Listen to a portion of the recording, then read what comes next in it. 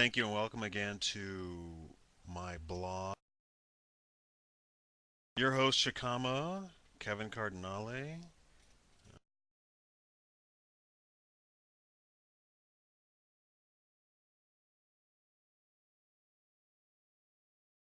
Your host, Shikama on Blog TV, Kevin Cardinale.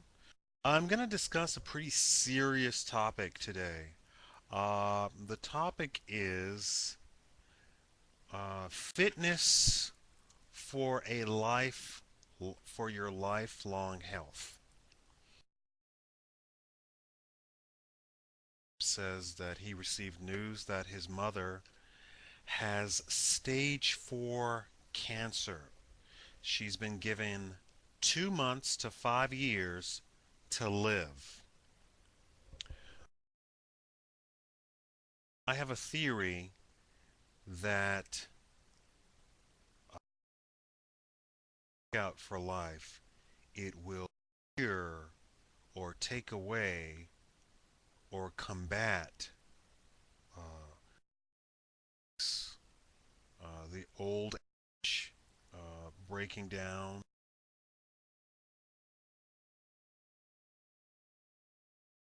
that all of these really bad aging symptoms that we see every day with people. Friend and I had a discussion, and I was saying the human body was designed that you continuously work out throughout your life, and you will stay healthy until you literally just sort of drop dead one day. Uh, won't be able to do what you did when you were 20 or 30, but if you work out throughout all of your life, you will have much less signs of aging than, say, somebody who doesn't work out at all. You will have drastically less signs of aging than somebody who doesn't work out at all. Just the mere fact of you having a much higher fat ratio on your body by itself is going to contribute to several diseases, all in of themselves. So the theory is that if you work out throughout your life and have a healthy diet and a healthy lifestyle, that you're going to have a much higher quality of living from day one to the very end. He and I were talking about uh, going back in history when you had to do work. I was saying that housework is work, and and he agreed. We both agreed. Um, and let's see here.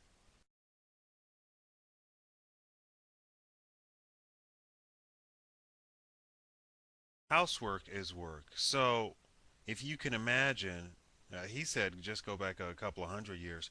You can imagine if you needed water back in the day, you had to grab a wooden bucket and walk, I don't know how far, to a well, uh, drop the bucket, put the water in the bucket, and then walk the bucket back to get water. So even something so small back in the day was physical. Now we just walk over to the sink and pour it. Or, not even that. Go buy bottled water, and then when we need it, reach in the fridge and we're done with it. We work out much less, the human works out much less today than they ever did throughout history. Also, I said that once one human discovered that they could force or subjugate another human to do the work for them, then a high percentage of the population stopped working out or stopped being physical or stopped being physically fit. Once they discovered that they could either hire somebody or subjugate somebody to do the manual and physical things that they required to live, then their lifespan shortened accordingly due to the fact of not working out. They and I'm talking about rich people or corporations or owners or what have you, or slave owners or what have you.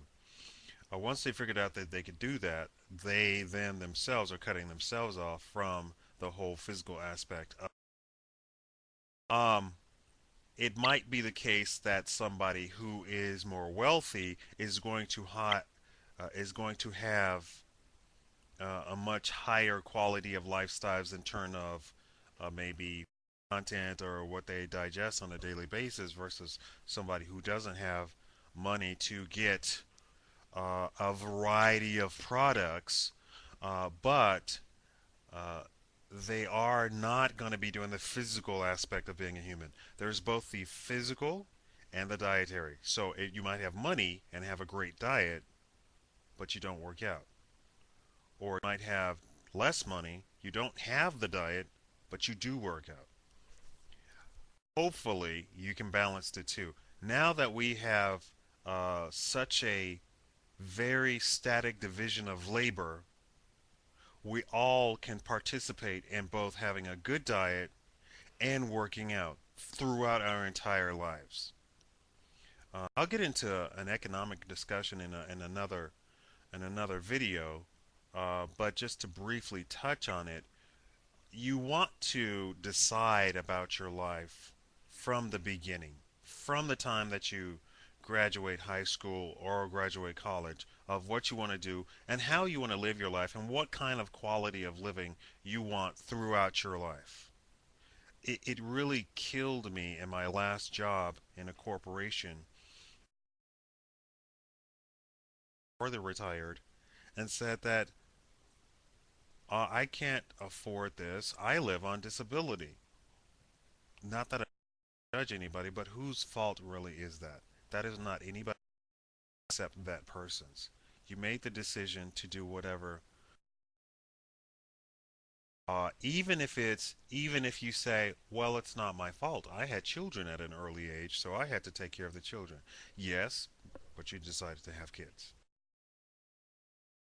Does not happen by accident. There is no immaculate conception that's widespread throughout the human population. Excuses don't matter. You have to make a decision from the very beginning as to how you want to live your life. And I am saying you should make the decision in your mind that you need to work out for life, not just to get a six pack for the summer, not to just to get into a bikini for the summer, not just to get into the wedding dress for your wedding day, not just to be in a school play. You need to make a decision that you want to have a healthy lifestyle from the beginning and have it last throughout your entire life. I saw a quick video about a guy who is 77 years old. If you were to only see him from the neck down, you may think that he was maybe 30 or 40 years old.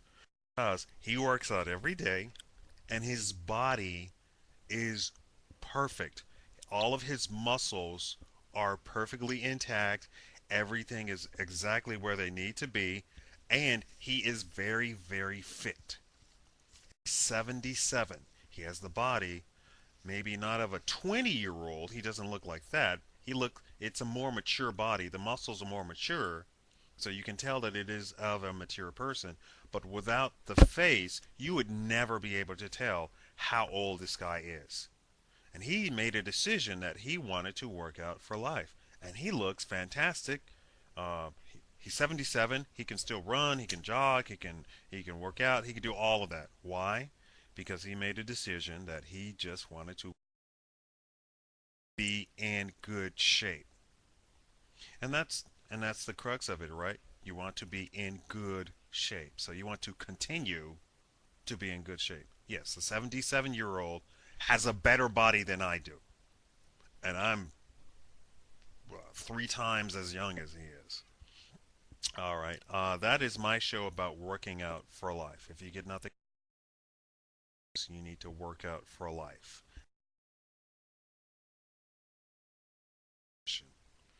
But work out for life.